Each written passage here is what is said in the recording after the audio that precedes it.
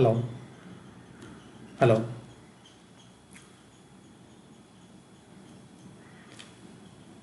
Can you confirm the audibility of the session? Am I audible? We are about to begin.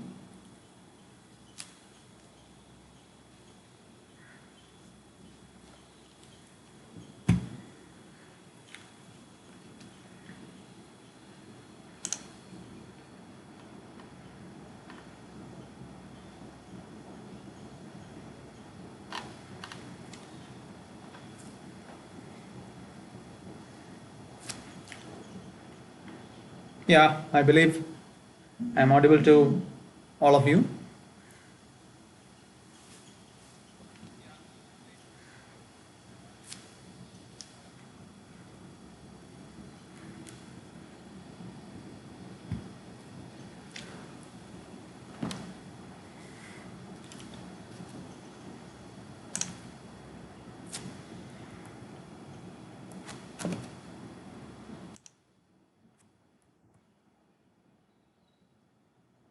So, a very good afternoon to all. So, hope you are all making use of this particular lockdown situation which we are going through right now. So, first of all, I appreciate this webinar series that is being conducted by St. Teresa's College to keep you intellectually engaged even during these dormant and unfortunate days we are having. As you are all aware, we are going to talk about a little bit about quantum mechanics, which is at present titled The Quantum Leap, which is actually a conceptual introduction to quantum mechanics. And before we delve into the actual subject matter, let me clarify what is meant by a conceptual introduction. Often it is seen that quantum mechanics is a very deep subject with a lot of mathematical rigor involved, a lot of derivations, a lot of differential calculus, etc., etc. And most often, in a Herculean task to grasp all these things together, we tend to overlook or we tend to forget what is the essence of quantum mechanics. As we are going to see, it is actually a very beautiful subject, and you can even say that without quantum mechanics you do not understand modern physics at all. So the basic concepts are very, very important. Most of you may already be aware of the concepts which we are going to discuss today, but the purpose of this session is to just re-emphasize, reiterate these ideas so that we make sure that we understand what they actually mean and we understand what they actually imply. So I think you are all ready to go forward. Let us move on to the subject.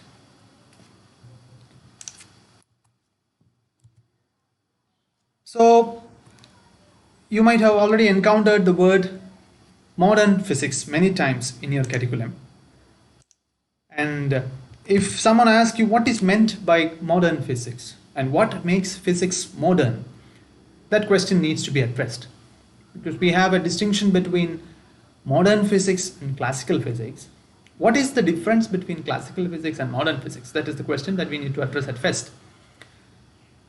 We can roughly say that classical physics plus quantum physics is what makes modern physics. And there are some other opinions that to get modern physics out of classical physics, you need to add both relativistic mechanics and quantum mechanics. But sometimes some scientists consider relativistic physics to be a part of classical physics. Whatever be the name that you choose to call it, that is not a matter right now. There is no argument on the condition that without quantum mechanics, there is no modern physics. Quantum mechanics is a revolution that started almost a century before, and until then, physics was called classical physics. No, I need to correct.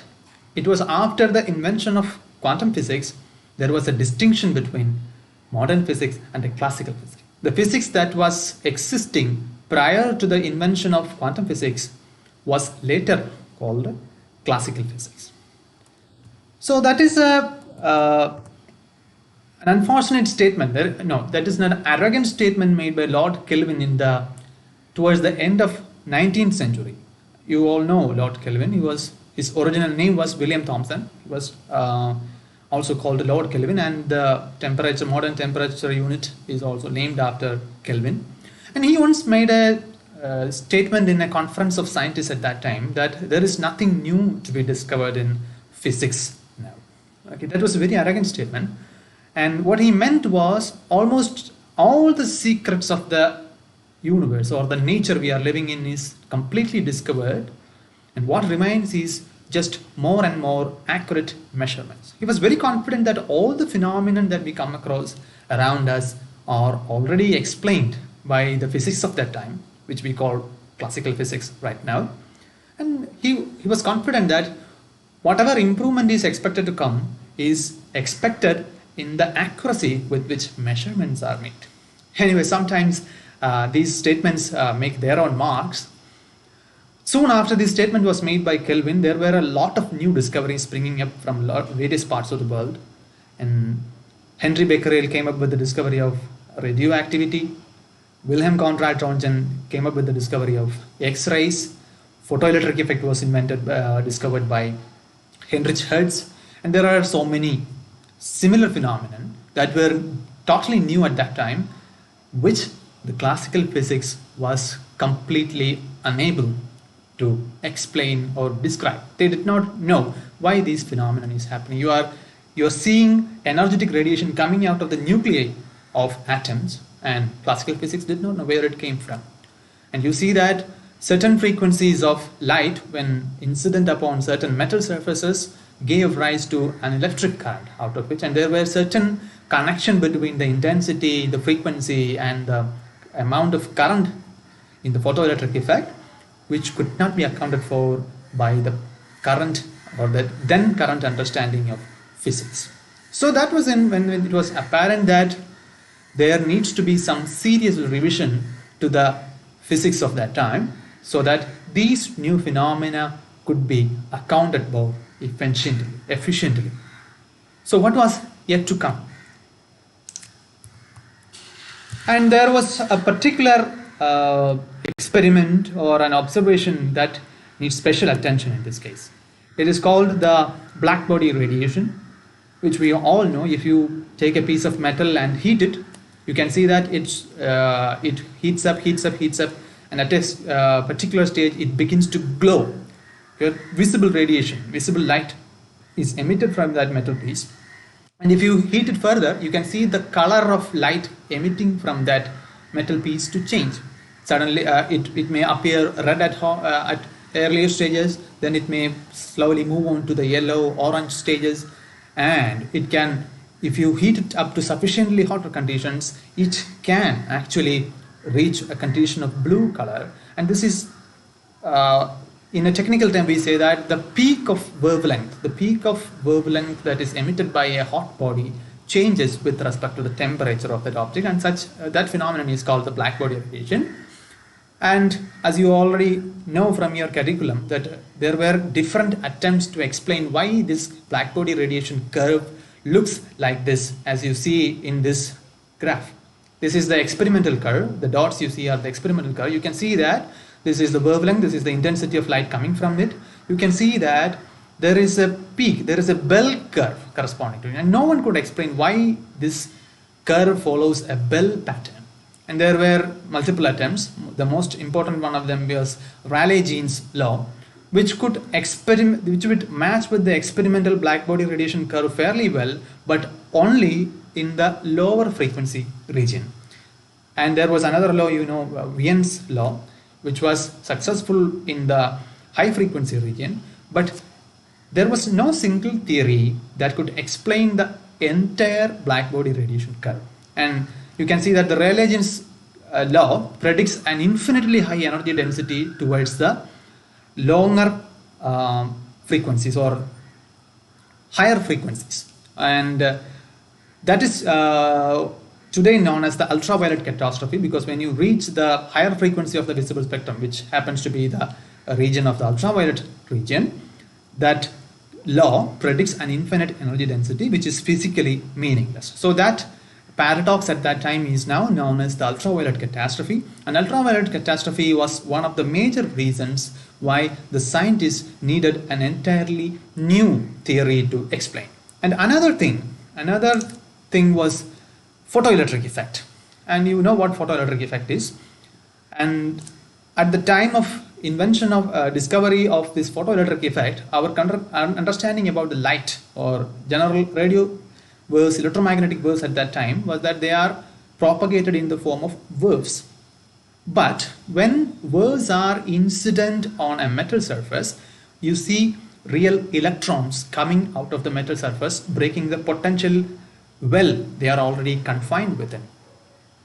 And if you want to have an explanation based on the wave nature of light, it was particularly impossible to see immediate emission of electrons from the metal surface, and there was no one to explain it in terms of wave theory of light.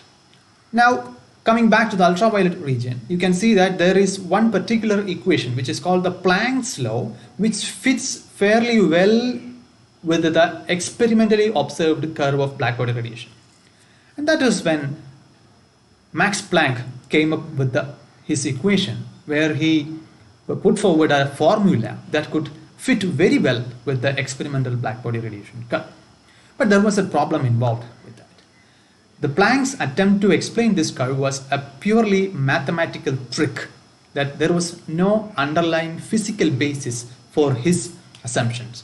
And there were many assumptions involved in Rayleigh-Jean's formula and Wien's formula. They made use of certain assumptions on how the atoms or how the particles which are constituting the black body which is in question, they had certain assumptions about that. Unfortunately, Planck did not have any physical assumption or physical basis for his equation. So that equation was never considered serious by anyone at that time. Even Planck himself thought that his equation will be disproved in the immediate future. And today we call Max Planck's equation as a revolution in the history of physics, but at the time, it was towards the end of the 19th century, it was around 1900, the year 1900, and nobody gave a serious consideration on the Planck's magical equation. And now, it was after around 5 years after the equation of Max Planck was published, Albert Einstein, as we know him today, took up this bizarre equation. And this, if you want to seek a physical explanation or a physical basis for the mathematical trick put forward by Max Planck, you need to assume that electromagnetic waves or radiant energy is emitted and absorbed in the form of packets of energy, and not continuously, packets of energy. And these packets of energy was called quantum by Max Planck, or it is plurally known as the quanta. As I said, for around 5 years, this idea of quanta were never considered serious by anyone at that time. In 1905, Albert Einstein took up the idea of this bizarre or strange idea of photons to explain another mystery of that time, the explanation for photoelectric effect. And Einstein could successfully explain photoelectric effect by invoking the idea of packets of energy, and packets of energy corresponding to the visible light was later known to be photons. And this explanation was very accurate. It was very successful that Albert Einstein got a Nobel Prize for this around 15 years later. So there was another equation, another phenomenon where the bizarre idea of Planck was again utilized. This time it was done by another young physicist who was a doctoral student of Rutherford, and he was a Danish scientist known as Niels Bohr. Niels Bohr wanted to solve one particular riddle with the atom model put forward by his teacher, Rutherford. Rutherford's atom model had a serious flaw, as you know already, that if electrons are assumed to be revolving around the nucleus, the electrons are charged particles. If they are accelerated around the nucleus, they should continuously emit radiant energy, though then therefore they should lose energy and should end up in the nucleus. So the atom model put forward by Rutherford had a serious flaw, but Niels Bohr took up the idea of quanta, or the quantization of energy, put forward by Max Planck to explain this particular riddle. He put forward an atom model where a particular set of energy states, which he called stationary state, was only allowed in an atom, such that the electrons in those particular energy levels will not lose energy due to radiation, and they are allowed to lose and accept energy in the form of radiation, but only in the form of packets of energy. So instead of just spiraling into the nucleus, if the electrons want to move towards or away from the nucleus, they can either lose energy in the form of radiation, but packets of energy radiation, or they can absorb energy in the form of packets of radiation. So I'm not going into the details of Niels Bohr atom model. You all know what it is, but the idea that we need to look at here is that the strange idea of quantization of energy put forward by Max Planck was utilized by Niels Bohr and Albert Einstein to explain successfully that two of the major deficiencies of the physics at that time. It was at this stage people wanted to take a serious look at the Planck idea. As we said, even Planck was not confident with his theory. He expected that someone will disprove his theory in the immediate future, but it did not happen. Rather, the bizarre and strange ideas of him were getting more and more serious attention when years went by. So that is just a historical background on which the strange ideas of quantum physics arised.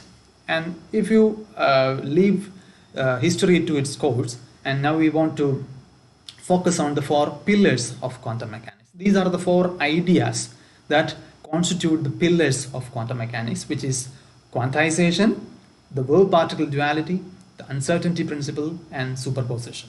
We will look at these things one by one. Quantization, which we have already discussed.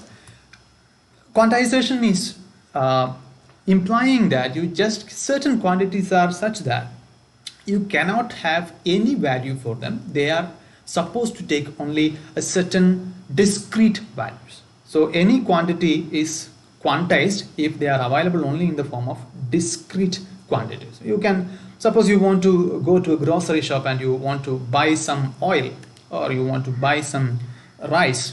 You can get it in any quantity you like. Maybe the shopkeeper may insist that you take home 1 kilogram or 2 kilogram, but always there is an option that you can measure 1 kilogram and add a few more of the oil to your bottle. But suppose you are going to buy a few eggs.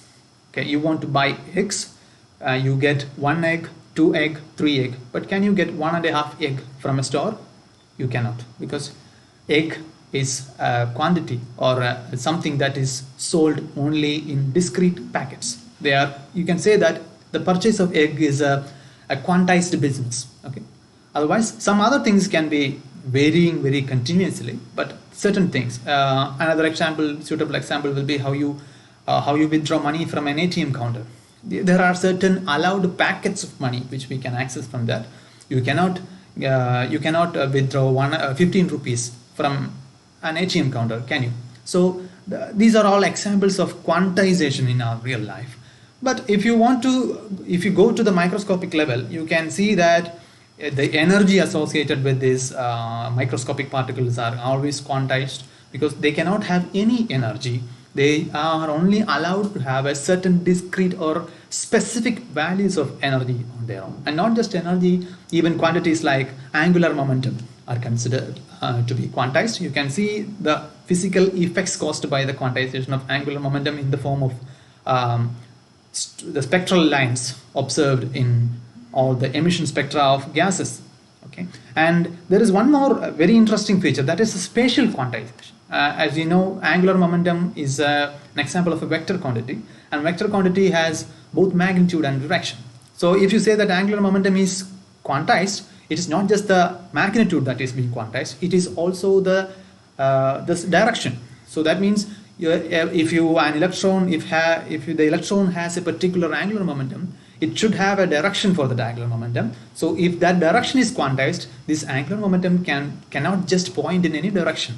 There are certain allowed directions in which the angular momentum of an electron can point. So that is an interesting observation you need to have from the atomic structure. So not just the magnitude, but even the direction of vector quantities are quantized in the microscopic level. So that is one of the most basic features of quantum physics, the quantization. You just cannot, in real life, you never see this quantization so seriously in your life, but in microscopic scale, everything works in the form of quanta.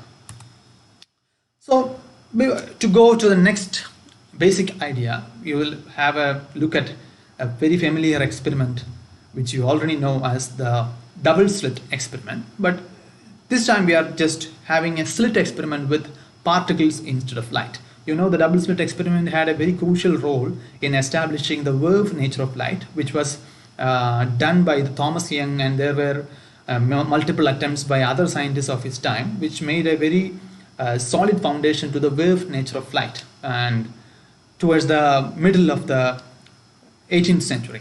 So let us assume there is a few balls. These are macroscopic balls. Let us assume that these are tennis balls, and you have a wall with a slit in front of the tennis ball, and there is another screen. These tennis balls are they are wet with paint, so they are wet with red paints, so that anyway, if you throw these tennis balls towards a white wall, you will have an impression made by this incident tennis ball on the wall. It's very easy to understand, right?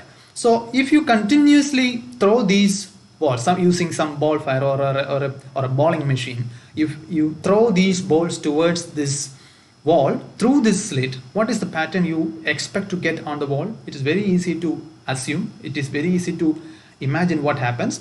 These particles which moves through this slit will make an impression in the form of a band, a single band corresponding to the single slit on the wall, right? So can you have an impression, have an assumption, or if you want to comment on the path of this particle, what would be the path of these particles? Here the particles are tennis balls. I need to remind you. You can say that if these balls hit the walls of the slit, they will be bounded away. They will bounce away. Only those particles, only those tennis balls who happen to make their way through this slit will reach the wall and make an impression on the wall, which will be like a single band. Now let us assume there are two bands instead of a single band. What would happen? You can easily assume that if there was one band corresponding to one slit, there will be two bands corresponding to two slits. And if you want to comment on the path of these particles this time, it is quite straightforward too. So only those particles who makes their way through these slits, either slit 1 or slit 2, will reach the wall and make an impression on the wall. So there is nothing extraordinary in this. Now we want to repeat this experiment. Nothing else is changed. Only thing is we just change the scale or the physical dimensions of this experiment.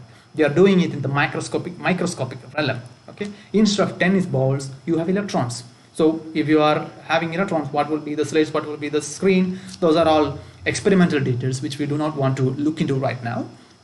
But the thing what we need to focus is that this experiment can be done in the microscopic level, and it has been done time and again many times by different microscopic particles, even electrons, other light photons, even with protein molecules. This double slit experiment has carried out. Now what do you expect? If you want to make an analogy to the tennis ball experiment, what do you expect to see? You expect to see two bands corresponding to two slits here, right? But actually you get a pattern like this. What is the difference? Only thing is, it is the physical dimensions of the experimental setup has changed. Nothing else has changed. There was two slits before, there are two slits now. There were particles before, there are particles right now, but the band pattern changed. How would you explain this? This is not a very straightforward thing, because it doesn't agree well with your experimental your common sense. So you want these things to be the same way the tennis balls were used. Only things, the same the size has been reduced. So how do you explain this? Okay, this is an unexpected result. You get a number of volts. So if this is how the pattern of bands on the screen, how would you explain the path of these particles? Earlier it was very easy to explain the path of these particles, but how do you explain the path of this microscopic particle in this particular experiment? So that is not so very easy, right? So, but we know something else that behaves exactly like this. What is this? If you experiment with waves, suppose you have a ripple tank on the surface of a liquid or on a water tank, you place a slit like this, and if you allow plain waves on the surface of the water, which is the plain ripples on the surface of the water, to move through this slit, you can see that this slit will produce spherical wavefront on the other side of the slit, but it will create a single band. This is actually, if you want to have a graphical interpretation of this, suppose that this color represents the intensity with which the waves actually strike the wall. So you can expect that at the middle of this will be having the brighter, and towards the sides the intensity of this color will come down. Okay, so this is water waves, the ripples on the water surface with a single slit. But if you do this with two slits on the side, you can see that both these slits will give rise to spherical wavefronts on this plane surface. But the thing is that both the spherical wavefronts are trying to spread on the same surface. You know that this wavefront is composed of crust and trough, and both these wavefronts have crust and troughs. On certain regions of the water surface, a crust and crust will come together, which will have a crust that is double in intensity. In certain regions, a trough and trough will come together, which will give rise to a trough that is double in its amplitude. And in certain regions, a crust and a trough will come together, which will give rise to a zero amplitude. And that is how you have a complex pattern of intensity on this side. Okay, so this is how a band structure corresponds to an interference by two slits come across. You already have knowledge about these things. But the thing is, we are trying to compare this. We are trying to compare this with the experiment done by microscopic particles like electrons. So what do you understand from this? If you repeat the double slit experiment with the microscopic particles, they behave. The result is very much similar, exactly similar to an outcome that is expected from a double slit experiment using waves. So this is another visualization for double slit experiment. And this is one photograph corresponding to an actual experiment done using red laser in a laboratory. You can see that this is the band pattern that you should expect from a double slit experiment. So what is this? What is what does this experiment tells you? That in microscopic level, particles behave like waves. Okay, so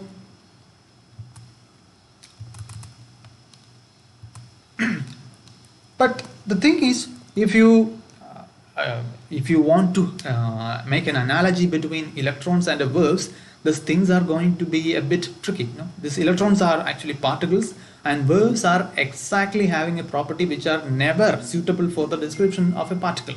So what is this happening? So one explanation that you may come across is that then when you are firing a lot of electrons together, maybe the interaction between the individual electrons may create some bizarre pattern like this. Is it because of the crowding of these electrons? Okay, then suppose you have so many electrons coming together, some of the electrons can collide with each other and just spread across. And is that possible that such a crowding of electrons can give rise to such a pattern? But the thing is, it is not possible, because this experiment has been repeated by firing one electron at a time. That is, you are not firing a beam of electrons, you are firing one electron per time, because one electron is sent, it reaches the screen, then the next electron is emitted, then the next electron is emitted. It is still observed that even if you repeat the experiment by sending only one electron at a time, the same pattern occurs. So this is an actual experimental data. You can say that these are the photographs of the same screen, as the experiment proceeds. Initially, these were scattered electrons here and there. Now, as we move forward, when more and more electrons fall or reach the surface, you can see that the band pattern is evidently arising. So what is this? This is not the problem is much out of hand. So if you, even with a single electron, these things are creating verb-like patterns. So we need to understand what is happening. This is very serious consequence we are going to have, okay? So this is one of the most central ideas of quantum mechanics. And we need to know what is meant by a verb and a particle. So this is one of the visualizations that will help you to understand the distinction between a verb and a particle. This is a drop of particle. This is a drop of water, which is very much a particle because it is localized. Its position can be pinpointed by you. But this is ripples moving away from the point of this particle.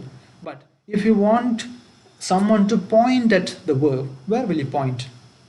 You just cannot make a point at a verb because a verb is a spread out thing. Okay. In other words, if you want to be technical, you can see that a particle is a localized concept where verb is a spread out thing. You just cannot have a localized verb, or you just cannot have a spread particle. So this is the common sense notion of a particle and a verb. Now the problem which we are handling right now is that we have an experiment where we used particles, but the result was very much like you have used a verb. Okay, so this is one of the most famous equations that connected the verb nature of a particle with its particle nature. This is put forward by Louis de Broglie, you know him. So his name is written as Louis de Broglie, but he is usually called de Broglie. And this equation is lambda is equal to h by pi, where h stands for the verb length. Sorry, the lambda stands for the verb length, h stands for the Planck's constant, and p stands for the momentum of the particle. You can see that the momentum, which is essentially the product of mass and velocity of a particle, is very much the property of a particle because mass is the particle property, but lambda is a verb property which is not applicable to a particle, but it is particle acceptable only for a verb. But here in this equation, lambda is equal to h by p, you can see that the property of a particle is directly related to the property of a verb. So this was a cornerstone equation of quantum mechanics put forward by de Broglie, and this thing is called the dual nature of matter. Once we thought that dual nature is applicable to only light, you should say that when Albert Einstein used the packets of energy, the quantum concept to explain the photoelectric effect, at the time the prevailing concept or the well accepted concept about light or electromagnetic waves that they are actually verbs. But Einstein was essentially saying that they act like particles. But you should also keep in mind that when these results were coming from the side of Max Planck and Einstein, the very concept of the existence of atoms were still debated. You may think that you have been learning about atoms from your maybe class 1 or 2, but the idea that atoms exist was proved only in after 1905 when Albert Einstein's explanation for Brownian motion came into effect. So you do not take it for granted that atoms were known to us from time immemorial. No, the concept of atoms is hardly a century old. So it is at that almost at the same time the verb nature of electrons was also established, and the dual nature, which is these matter particles can behave like verbs and particle at the same time, was put forward by Louis de Broglie, and we call those concepts by the name matter verbs right now. And there is one more thing to say, that electrons was the first particles which were experimentally proved to have a verb nature also. And as you know, electrons were discovered by J.J. Thomson in around 1897. Almost 30 years later, his son G.P. Thomson was instrumental in discovering that electrons behave like verbs. So both J.J. Thomson and G.P. Thomson were awarded Nobel Prize for their respective discoveries. It may be curious to see that the father was given Nobel Prize for discovering the particle nature of these cathode rays, and the son was given Nobel Prize for discovering the verb nature of the particle the father had discovered. So, okay, so this is a very crucial or turning point in the history of quantum physics, that the particles actually, which are localized thing, behave like verbs. You may have still problem visualizing this concept in your mind, don't you? You have a concept of verb in you, you have a concept of particle in you, but how can this particle behave like verbs? To have a intuitive understanding of this concept, I'm not offering you any mental picture on this regard. The first thing that you need to understand while learning quantum physics is that many of the ideas which we are discussing here is to be understood in the terms of the mathematics involved. You just cannot visualize these things, just let alone the verb, matter verb duality. Even the structure of an atom is very difficult. No, it is almost impossible to visualize in your brain. You just cannot visualize, you just cannot draw the structure of an atom. You need to understand it with the help of mathematical logic. So we are just going to have an intuitive idea about what this verb nature of this particle implies. Suppose this is the interference pattern you had, right? So if you want to assume, if you want to have a correlation between the number of particles reaching the screen and the intensity that we observe there, they are directly correlated, right? The more the intensity of a band, the more the number of particles falling on the particular region, right? It is very difficult, it is not very difficult to imagine. So now consider another quantity here, the probability. You mean you have a bright band here because you have more number of particles falling in this region, right? So that means in this experiment you have a higher probability that particles may end up in this region. So I will repeat this again. This is a very crucial concept. You have a high intensity band here. There is a high intensity because there are more number of particles incident in this region is high. The number of particles incident in this region is high because the probability of particle being incident on this region is high. Now, can you make a correlation from the intensity to the probability?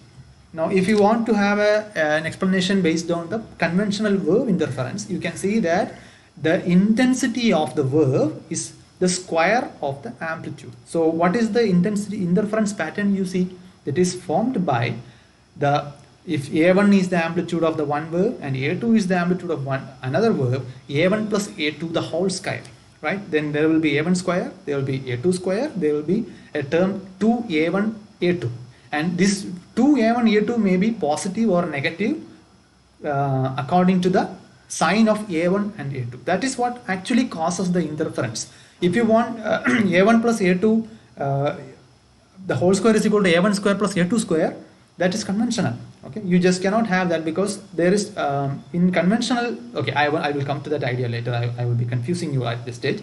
Just you need to assume that why interference happen on a conventional verb interference pattern is because that the amplitudes add first, intensity comes later as the square of sum of amplitudes. So you can just bring that idea here also. Here you do have an interference pattern, but this interference is happening due to the number of particles reaching at that particular region. So the more intense the band is, the more the probability of the probability that the particle may end up here is. So if you want to make a correlation, what is the verb that is actually having an interference in this experiment? You can say that verb is actually a verb of probabilities. This is a very tricky concept to understand. You may need to go over again and again by incorporating the idea of a conventional verb interference with the idea of a double slit experiment using electrons. So we are just invoking the idea of a probability verb that is actually interfering. So you have done a double slit experiment based on electrons, but you have an interference patterns, but what was actually interfering there is not the electrons, but the probability of finding an electron. That probability is actually behaving like a verb. This is very difficult to imagine, I must say, but you must also keep in mind, I will just remind you of a quote by Richard Feynman. He said that no one understands quantum mechanics. All that we know is that it works. So it will be difficult to visualize in your mind, but there is nothing to be worried about that. If you find it difficult to visualize in your brain, that actually implies that you are all normal people. You don't have an abnormal mind. So that is why you find it difficult to visualize. But I can give you a guarantee that if you go through this analogy again and again, you may have a better intuitive idea about what is happening there. Now, going on, here you should be well aware that there is a thing called the superposition principle, the superposition of verbs. If you add this verb and this verb, and I mean amplitude by amplitude, if you take every instant in this x-axis and you add the y-axis value of this verb and this verb, you will get a complex verb pattern like this. You are already familiar with this concept, I assume, that if you add this sine verb and this sine verb, which are slightly different in their frequencies, you will get another verb which is not a sine verb but is a complex verb form. And from the lessons in Fourier series, you might have already know that you can generate almost any verb form by adding a large number of sine verbs of different verb length and different amplitudes. You should be aware of that idea. So the thing is, you have so many verbs at the same region, these verbs can add up. Okay. Now, take this in mind that if you have so many large number of verbs of different verb length or different frequencies, you can even create a verb that is like a packet in the form. So this is what we call a verb packet. A verb packet can be generated by adding a large number of sine verbs. Each sine verb will have a well-defined verb length, but when you add different verbs of slightly different verb lengths, you get a verb packet like structure. So this is very difficult. This is very important to understand. What is meant by a verb packet? A verb packet is generated by adding a large number of verbs of different verb lengths. Now come to it. We have seen that by here we said that the verbs of the particle is actually the verb where the amplitude of the verb is corresponding to the probability of finding that verb. So that is what we meant by probability verb. Now if you have a verb that is like a packet, what does it mean? That means that if this verb packet is associated with a particle, the particle's probability is in this region only. Other regions, the verb, the amplitude of this verb is almost close to zero. That means the probability of finding that particle in these regions is close to zero, while the probability of finding this particle at this region, if we are considering only one-dimensional verbs right here. So if in this region the probability of finding that particle is very large, so it is very easy to correlate. No? The verb packet corresponds to the probability verb of a localized particle. Okay. Well, how did this verb packet arise? It came to existence by adding verbs of different verb lengths. Okay. Now we are extending this idea a little bit further. Now here we have a paradox. Suppose here is the probability of a particular particle. Okay. Here the verb is like a verb packet. That means the blue curve actually shows the verbs, while the red curve actually shows the probability density.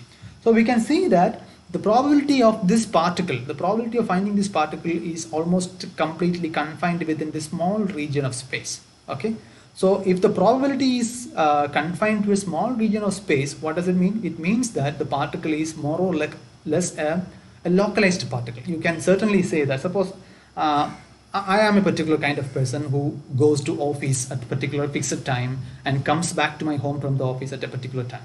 So you can say, and I am a very decent person, I do not move away from my office in my working hours. If someone asks my mother where I am, if it is a working hour, she can confidently say that he is in the office. So what does that mean? It technically means my probability verb is confined within the limits of my working space. So she can confidently say that. Suppose I'm not that kind of a decent person, I may have to move out of my office for dubious reason. If I am such a kind of a person, she cannot confidently say that he will be in the office at this time. That means my probability verb is a spread out thing. It is not localized anymore. So you can bring that analogy here.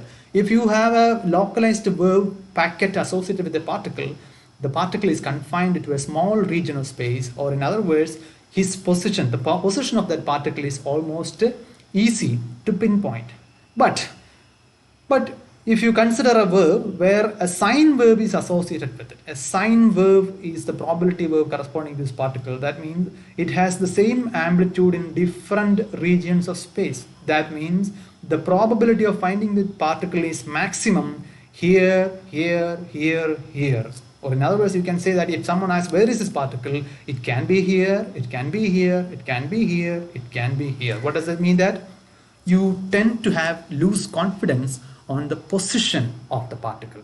But the thing is, when the verb associated with this particle is a sine verb, you can easily state the verb length of this particle, right? The verb length is easily measured when you have a sine verb. But if you have a verb packet, the wavelength is not easy to measure because it is composed of a large number of wavelengths, right? If you have a wave packet, it consists of a lot of different wavelengths. If you have a sine wave or a plane wave, it consists of a single wavelength, but its position, the confidence in its position is completely lost. Now, what is wavelength correspond? The wavelength is corresponding to the momentum of this particle. So, what do you understand from this? If you are confident about the position of the particle, its lambda is not well defined, or in other words, its momentum is not well defined. This leads to another pillar of the quantum mechanics, which we call the uncertainty. You should look for the spelling. It is not uncertainty, it's also actually uncertainty. There is no nity, but it is nty. Okay, people make that mistakes very often. So this is the famous uncertainty equation put forward by Werner Heisenberg. We have just moved or landed upon that equation intuitively using the wave nature. So actually the uncertainty is one way or another as a result of the wave nature of particle, you can say that. The equation is delta x and delta p is greater than or equal to h by 4 pi. And you know the delta x is the uncertainty in position, delta p is the uncertainty in momentum. And what does equation mean? If you know the uncertainty in the measurement of a position, and if you know the uncertainty measurement of momentum, and if you multiply them together, they will always be greater than or equal to h by 4 pi. What does that mean? There is no equation here, it is an inequality. The uncertainty cannot be less than h by 4 pi. Okay, this delta uncertainty should not be confused with the library or the dictionary meaning of that word. In our daily life, we use uncertainty in the case of there is a probability. No, he's not. Whether he will come. If someone asks whether he will come, whether the train will come, you say that it's uncertain. You are actually referring to the probability. Okay, but here it should be carefully understood that this is not about probability. It is about the error or the uncertainty in the measurement. Okay, you have learned these concepts with respect to the error measurement and the propagation of errors, etc. This has nothing to do with probabilities. There is no correlation between this uncertainty and probability, but in our daily life we use uncertainty with some relationship with probability. So here it should be distinguished very much well enough. So if there is another way to understand this. There is no such thing called zero uncertainty in measurement. If someone asks you that how much kilometer it comes from, say, Cochin to Bangalore, if you want to measure, you can state a number from Google Maps, but you should also keep in mind that that is not an accurate measurement. There is always some uncertainty. There are a lot of places which are actually designated by Cochin, right? You can have Vaitila, you can have Kakanad, you can even have the Cochin International Airport.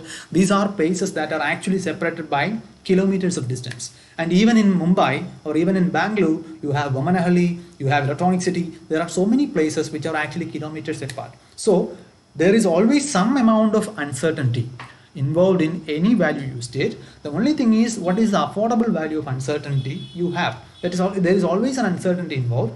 But here what we are going to say is that whatever be the uncertainty in the measurement of position, whatever be the uncertainty in the position of measurement of a momentum, the product of these two things will be always greater than h by 4 pi. That means there is actually a lower limit with which you can measure these things simultaneously. In other words, you can say that if you want to measure both simultaneously and precisely, simultaneously means you are measuring them together.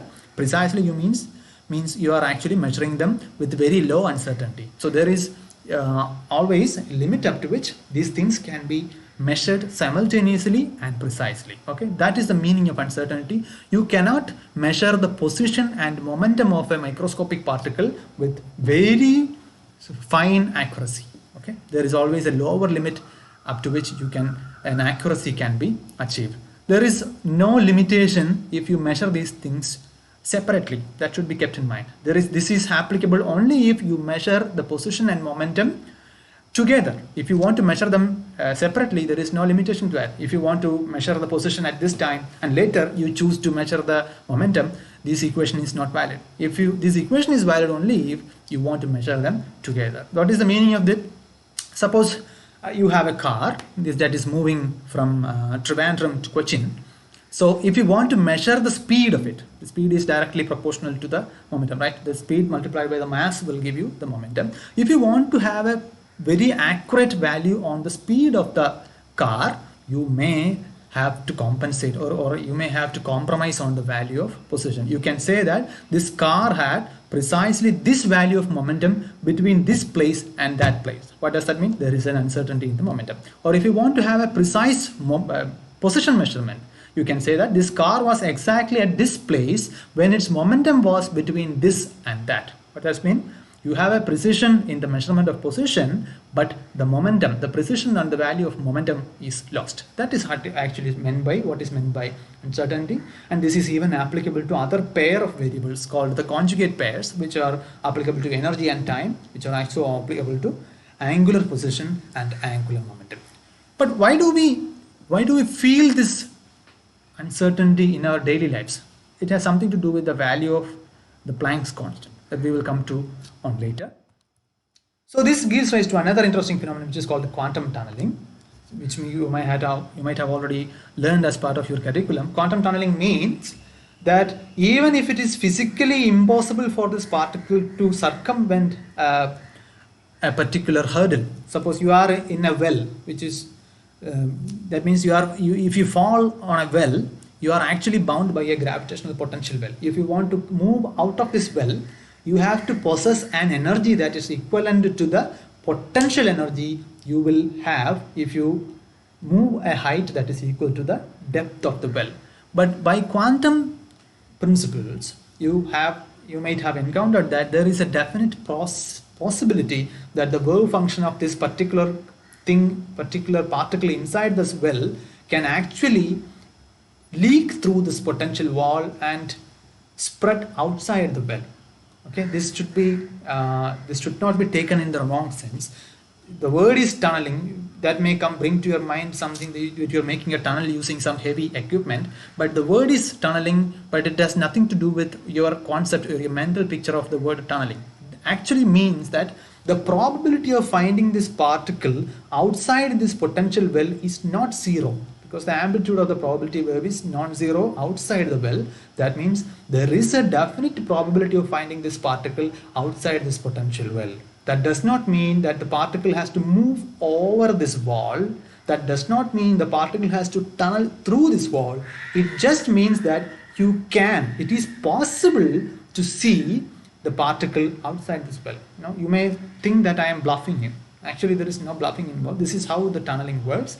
There is no moving through the barrier. There is no moving over the barrier. There is no actually tunneling using some kind of a tunnel that you make a physical tunnel under a road. There is no such kind of a tunneling involved. The thing is, the probability of finding this particle is not zero outside. That means you may find the particle outside this potential well. This is very much a very, very important phenomenon, especially when you see that there is an alpha particle coming out of an atom nucleus. Actually, an atom nucleus is a very strong potential well due to the strong nuclear interaction there, but still an alpha particle is seen outside. It doesn't move, it doesn't have enough potential energy to move over the potential well, but it is seen outside nucleus. So that is actually an example of a quantum tunneling, but you should keep in mind that the number of alpha particles coming out of the nucleus is very low. That means there is a probability of finding an alpha particle outside the potential well of the nucleus, but that is not very high. Otherwise, you will see all the nuclear particles are lost within a time and the atom collapses instantaneously. That is not happening. Also, if you want two hydrogen nucleus to combine to form a helium nucleus, as is happening in the center of every star we know, it is possible only if a proton can tunnel into the potential well of another proton. Without this, there is no nuclear fusion. Without this, there are no stars. Without stars, there is no earth. Without earth, there is no human. So that means our very existence is based on the existence of the quantum tunneling phenomenon. Now we are going back to the double slit experiment again. There is something more interesting with the double slit. If you have learned the double slit experiment in optics class or something, you might not have imagined that this experiment is such an important thing in physics, but actually it is very important, and even you may write 2 or 3 full books based on double slit experiment alone. Now there is one more thing. Okay, you have an electron gun here, you have double slits here. you throw electrons here and you close this particular slit here. What is the probability distribution you expect? You expect the peak of probability to be directly aligned with this slit, and from you move up or down from the alignment of this slit, the probability of finding the incident particles decreases. There is nothing new here. But now in another experiment, you move the lid to one from the top slit to bottom slit. Now this slit is open, this is closed. Now this should be the probability distribution you should expect. This is the intensity plotted as a probability here. Just distinguish them. With this slit open, the peak of this probability curve is here. With this slit open, the peak is aligned with this particular open slit. Now, what if you open both slits together? Instead of two peaks, you have an interference pattern, which we have already discussed. The peak happens neither in this direction nor in this direction. The peak is happening in between the two slits, and there are secondary peaks here, and there are minima and maxima. There is a interference pattern in the screen. Okay, now we are going to make a bit tricky in this experiment. You have two detectors here close to the slit. What is the duty of this detector? This detector actually registers whether there is an electron passing through this slit. This red detector is in charge of this slit. This blue detector is in charge of this slit. What does the particular detector do? This detector registers that a particular electron has passed through this slit, and this detector registers a particular electron has passed through this slit.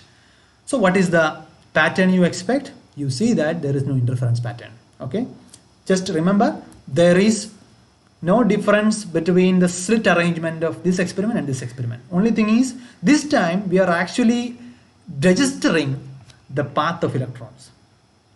Okay, we are just monitoring the electrons. If you monitor the electrons, if you take account of which electron is passing through which slit, you actually lose the interference. Instead, we get a wave pattern, a probability pattern that is the sum of the individual probability patterns of the individual slits open when they are open alone.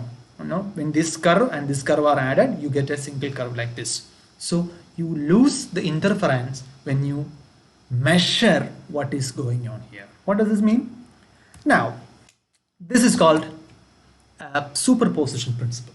Okay, now you need to have a look at this interference again. You see that the particle, then there is no account of which electron passes through which slit, you have an interference pattern. You have the probability interfering. So the best way to imagine this in mind is that an electron actually behaves like it is passing through both the slits together. Okay, same way, if you move a single wave front like this, the single wave front will leak through both the slits together, right? The same way, when an electron is released from this, the electron behaves like a probability wave which leaks through both the slits together, and it is the leaking through both the slits that actually causes the interference pattern. But what happens when you keep register which electron is passing through which slit? That is when you have to understand the concept of probability together. The probability, when I ask you what is the probability of getting a head when you toss a coin, you will, without any doubt, you will say that it is 50%, right? But when you actually do the tossing, the coin does not fall with the 50% head or tail, right? It actually falls in such a way that it is either a head or a tail. That means once you have tossed it, the probability is always 100%. 100% of head or 100% of tail. What is it? When you toss the coin, which is when the coin is actually in the air, there is 50% chance. That means the coin is both in head and tail position. You can say that the coin is both in a superposition of state, which is a mixture of tail and mixture of head. But when you actually observe it, when it is falling on the ground, it always assumes a particular state. It cannot be at the in all the states together when a measurement is made, right? I think I'm not confusing you. It should be understood very carefully. When a coin is tossed, before it lands on the ground, it is in a state which is a superposition of a head state and a tail state. But when the tossing is complete, when you actually make an observation, it is either in a head state or in a tail state, never together. So this is what is the concept of superposition is. Until you make a measurement, there may be the particular quantum system may be in a state which is actually a superposition of a large number of states. It can be any number of states, but when you actually measure the state, the particular system assumes a particular state. Okay, all the states are actually collapsed. This is what is meant by superposition, and this is what meant by the collapse of a wave function. These are all things that you may encounter when you need further. So this is actually the concept of superposition. So in electron, when an electron is released from an emitter, electron gun, it is actually in a superposition of state. In one state, the electron is moving through one slit. The another state, the electron is moving through the next slit. But when you measure, when you actually make a device that registers whether the electron passes through this particular slit or not, you are actually destroying the superposition state, right? So when you destroy the superposition state, there is no interference patterns. When there is a superposition state involved, when without any measurement at this position, you actually have an interference pattern. So this interference is directly correlated with the superposition state of this thing, and the superposition is not just applicable to the coin tossing. Any quantum system is in a superposition state until and unless a measurement is made. Okay, now we will just come to the next position, the last point of the slide. Why don't you see this particular incident, kind of strange behavior, a particular thing in being more than one stage, a particular thing having tunneling through a physically unnegotiable wall? Why don't you see it in your daily life? So we will take an example. So this is a tennis ball.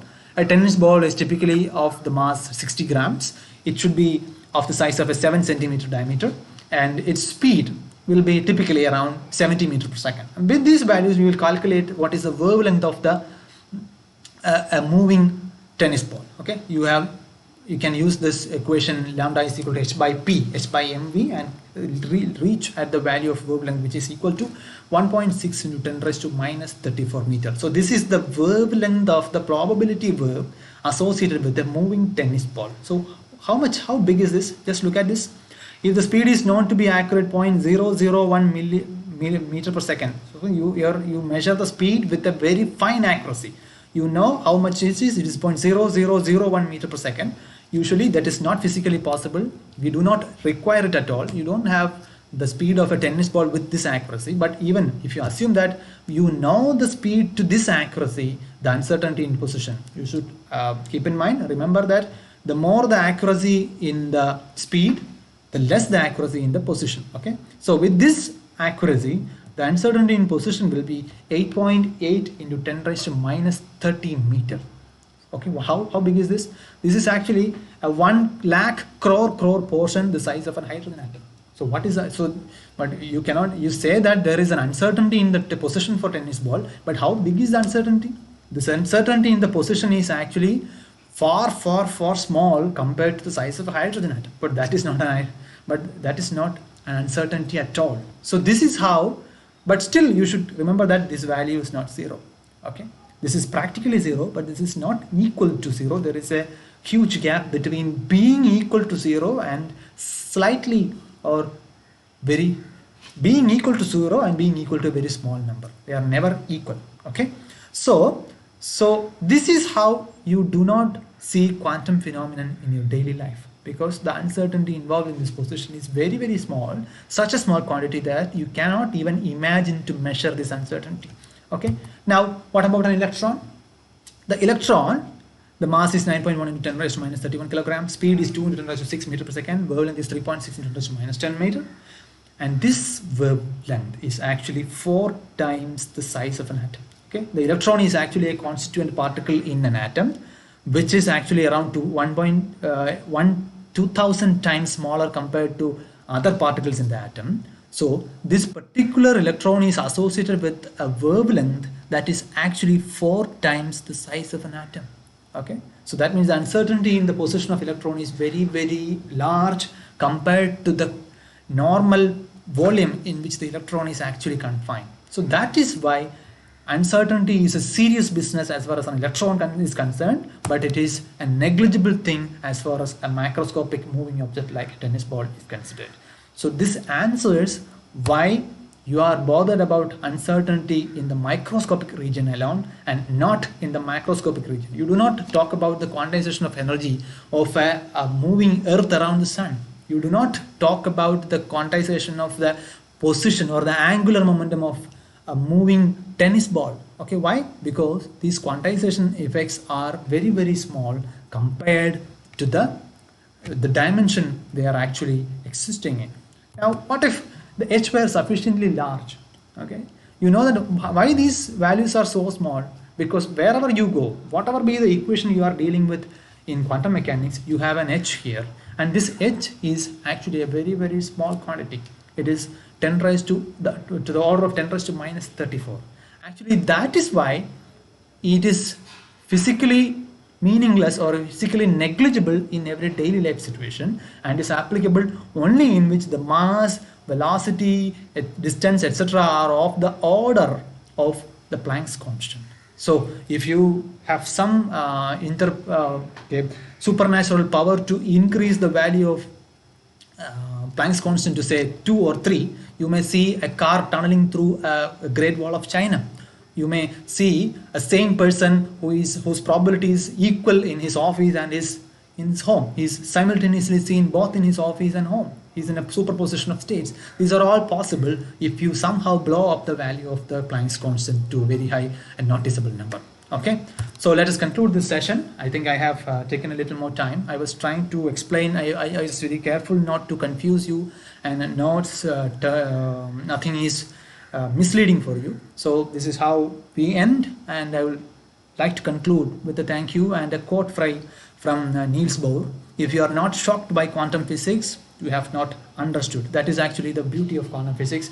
When you are learning quantum physics, but you are not shocked by the ideas you are learning in that session, that means you have not understood it. So this was not a complete or exhaustive description or exposition of quantum physics. These were just an attempt to give you some insight into the actual business that is going on. I think I was clear, and thank you for being in this session. Now the session is open for interaction. I am actually looking at your comment box. If you have any queries within the time constraints, we will try to address it, and within the constraints of my own knowledge level, we will try to address these questions here. Thank you.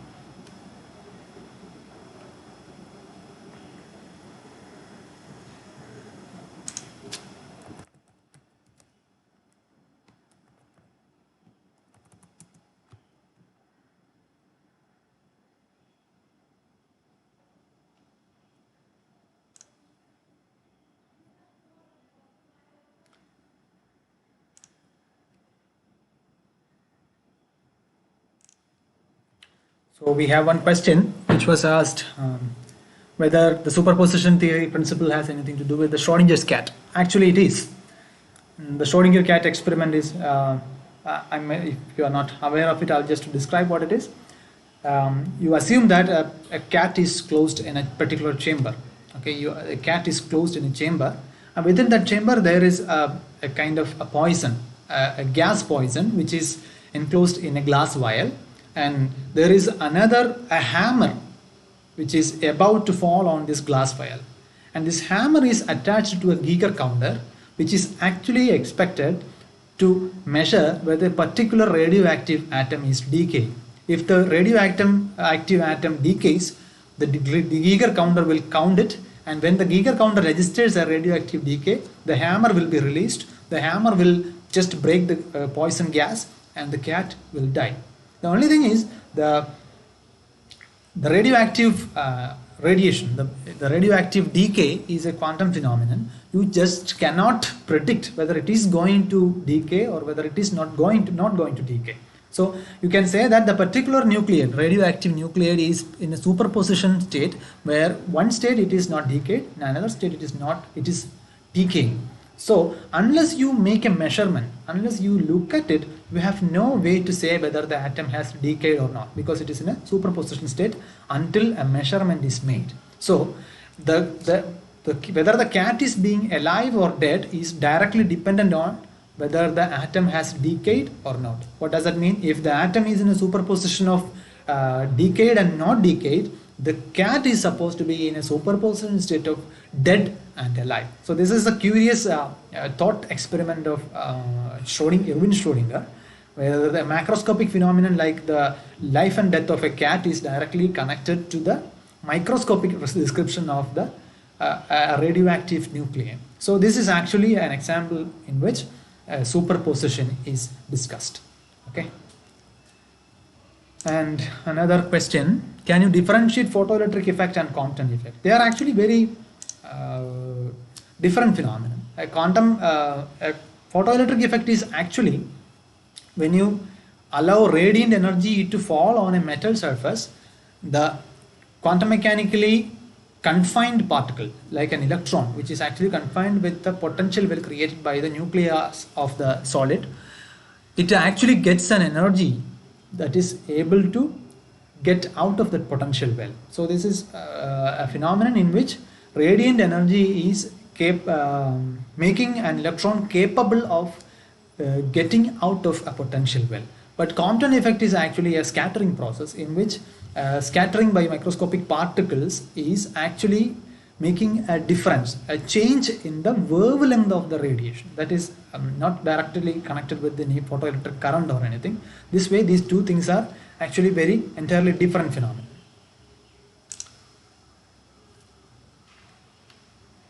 Can you differentiate how can we understand about qubit in terms of physical notions? It is very, very difficult to understand it based on daily life notions. The concept is very much like the superposition which we have just discussed. Superposition has no macroscopic counterparts. It is applicable only in the microscopic realm.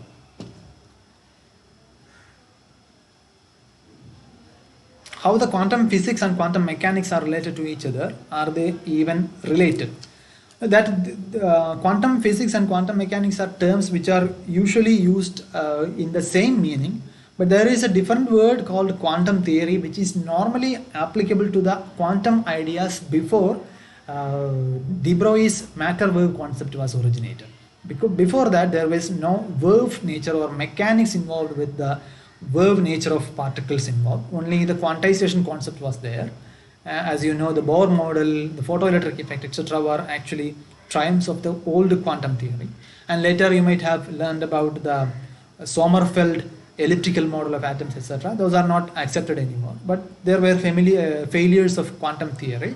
After the invention of the wave nature, especially the particle-wave duality by de Broglie, there were remarkable breakthrough in the quantum ideas. It was later that these Schrodinger equation and similar concepts were introduced. So that is the difference between quantum mechanics and quantum theory. Usually quantum physics is a general term which includes both quantum mechanics, wave mechanics, and quantum theory. And there is one more thing we may need to add here. People like Werner Heisenberg and Paul Dirac, they made very abstract mathematical ideas like a matrix method, bracket notation, etc., to describe the same quantum phenomenon without invoking the idea of a plain verb-like solutions of equations. Those were called, there were another mathematical metrics formulation of quantum mechanics. These are all later. I mean, it happened after 1927, etc. But quantum theory was originated in 1901 itself. So this concept of this quantum physics had an evolution period of almost 30 years altogether, and it is still developing, still evolving through the ideas of quantum field theory, etc., which are not at present under the scope of this present seminar we are having.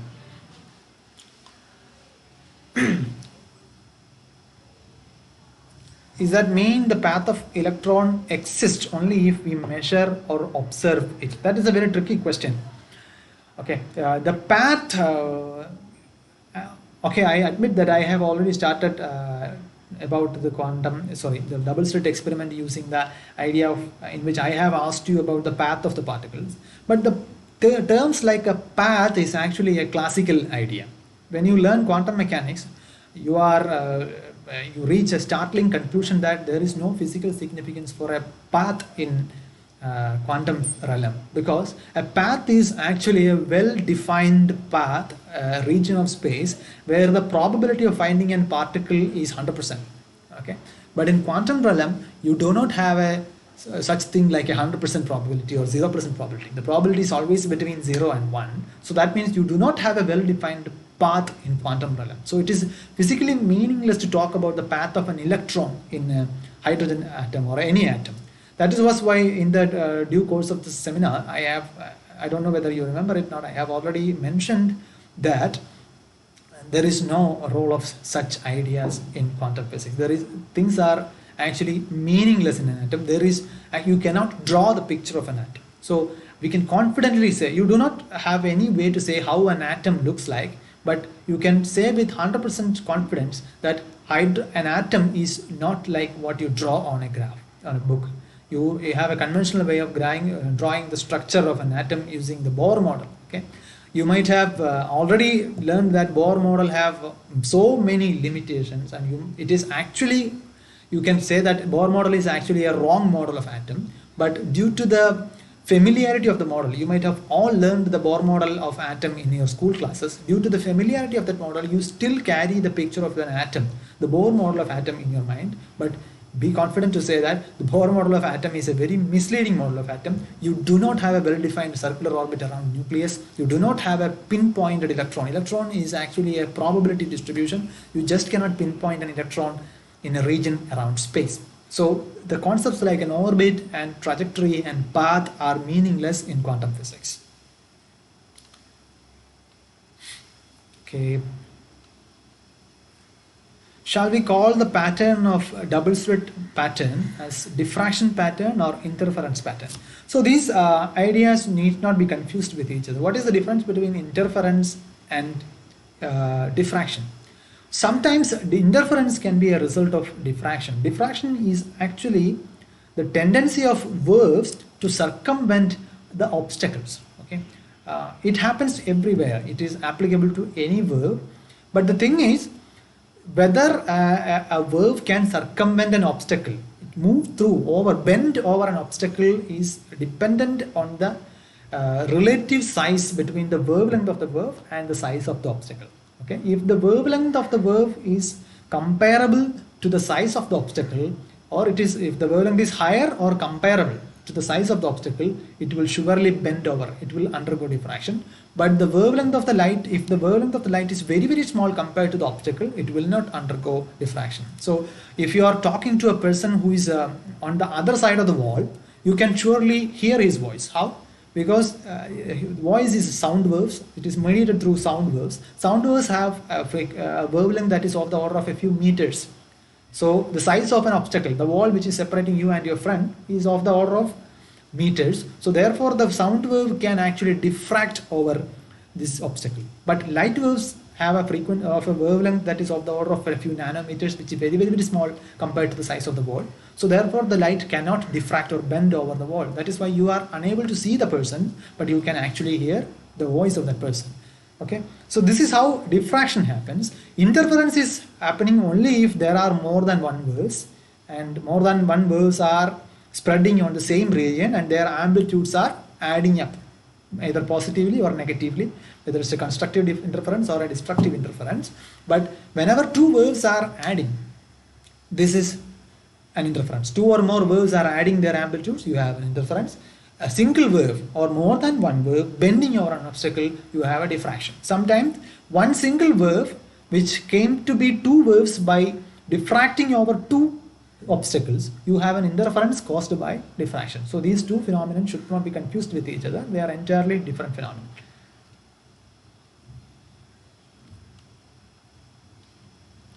Okay, another question: if the particle in a quantum well do not have the energy to overcome the barrier, or if it is not tunneling through the barrier, how is it possible to detect the particle outside the well? It's a tricky question. You cannot detect a particle, the presence of a particle, without measuring it. There should be some apparatus designed for measuring it, and the measurement is happening only if the particular thing that you're measuring have some way of interfering or interacting with the apparatus, whether it is a sensor, whether it is something else, indirect means like a change in the electric field or magnetic field values, etc. Otherwise you do not have a way of looking at it. So even Albert Einstein had a problem understanding the concept of quantum physics at that time, especially the probability concept. You may be aware of his quote, "God does not play dice." Okay, Albert Einstein did not believe in a God like that. He was just using a metaphor, saying that he had problem understanding this probabilistic idea. Okay, he even asked a question: suppose there is a tree falling in a forest, and whether you hear the sound or not, the tree falls there. Okay, the tree is there, falling there, even if you do not hear the voice. Actually, Albert Einstein, these quotes were misquoted from Albert Einstein, saying that Albert Einstein did not accept quantum physics. It was not like that. When quantum mechanics was evolving through the 20s and 30s, Albert Einstein lived up to 1955. So he had his own questions, he had his own doubts whether the quantum phenomenon which are being discovered by younger scientists like Paul Dirac, etc. He had his own problems understanding these ideas, but later on he came to settle that he understood that these are valid equations. So don't be confused by the earlier comments by Albert Einstein. Usually what the problem we are facing is that when you quote someone, you do not mention when did that particular person make a comment. So Albert Einstein did not oppose quantum theory. He made a lot of questions that later helped in improvising or revising and making more established ideas on quantum physics. But that was an entirely different thing. So I will answer to your question more directly that there is no meaning unless you measure it. There is no way of measuring it once it is trapped within within a potential well, like you have a metal surface. Okay.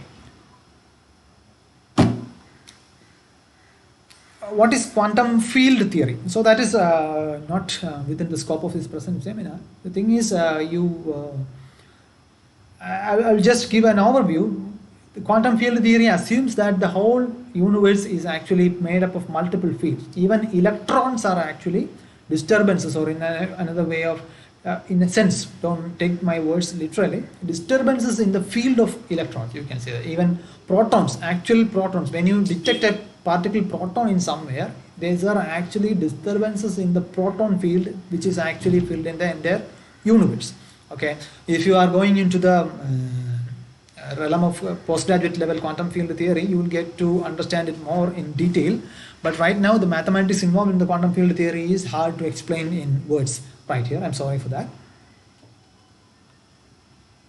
In Compton effect, it is assumed that initially the electron is at rest, momentum is zero. How is it possible? I don't mean.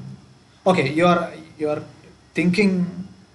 Let me get a clarity on that question. In Compton effect, it is assumed that initially the electron is at rest, momentum is zero. How is it possible? Okay, so You are referring to the textbook description of Compton effect, right? Actually, that is a misleading idea. Okay, and I will just introduce another misleading idea which you have already encountered in your textbook. That is the Bohr atom model. Okay, you have assumed that the proton is stationary and the electron is moving around proton. So did you ever believe that the proton can actually, or a nucleus can actually stay stationary in some place? Even in solids, the nuclei are in vibration. Whether the vibrational frequency is large or small, they are in vibration because there is no zero energy state. Okay, there is always something called a 0 point energy. But when you describe a particular phenomenon in textbook, in order not to complicate the matters, you introduce an idealized situation in which a particular frame of reference is chosen according to your convenience. So when you deal with Niels Bohr atom model, you take a frame of reference in which the proton is stationary.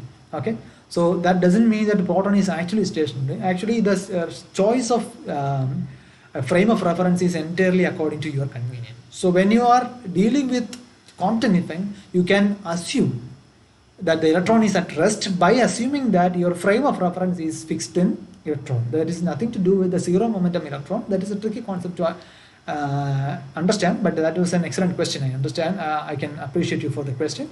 So that is the simplest answer is it is only with respect to the frame of reference we are talking about, not about the absolute movement or rest of an electron. How a single electron goes through both the slits at the same time? Does the electron split? What is the idea behind it? This is the part I was more concerned about. I know it is a very valid question, but unfortunately I do not have an answer for it. That is why I quoted Richard Feynman for that. You do not picturize, you cannot picturize how an electron can move through two slits together, simultaneously through two slits. That is an absurd idea. For you and for me it looks entirely unbelievable, but the thing is you have every reason to believe that electron behaves as though it is moving through both the slits together. Okay, stop trying to visualize how this can happen. That is why I have already warned it in the presentation itself. Don't try to visualize these things in your brain, because if you try to visualize these things, that is completely out of your control. You lose grip of all these things. Not just alone this idea. How do you picture a photon? A photon is something that behaves like a particle and is associated with the frequency. How do you visualize the frequency of a particle? You just cannot. Okay, so but you have to take it for granted that a photon is behaving like a particle which is associated with a frequency, because in every experiment a photon behaves like that. In the same way, in every double slit experiment, a microscopic particle behaves as though it is moving through both the slits together.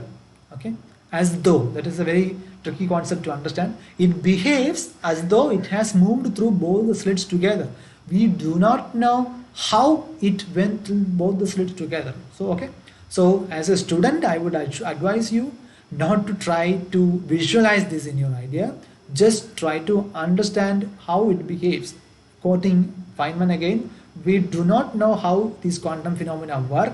We know they work. Okay, all the evidences, all the observations imply that this is how they behave, but we do not know how they behave like this. Okay, I'm sorry if I have disappointed you, but no one understands how it behaves like this. At least right now we do not have an idea. If I would suggest you to read a Wikipedia page where an entire article is dedicated to interpretations of quantum mechanics. Okay, there are innumerable streams of thought in which people try to interpret how these phenomena are behaving. Okay, and there is no single settled idea of this. There is no single interpretation of quantum physics. We are still working on that. So I think that is the end of all the questions. I think thank you all for your patient listening, and all your questions were very good. I think you explore this subject on your own, and as I have already said, this is not an exhaustive exposition on the ideas of quantum physics. This is just an attempt to introduce what is at the heart of quantum physics, and the rest of the thing is entirely up to your own spirit of inquiry. I appreciate your listening, and I wish you all the very best in your future studies and your career. Thank you.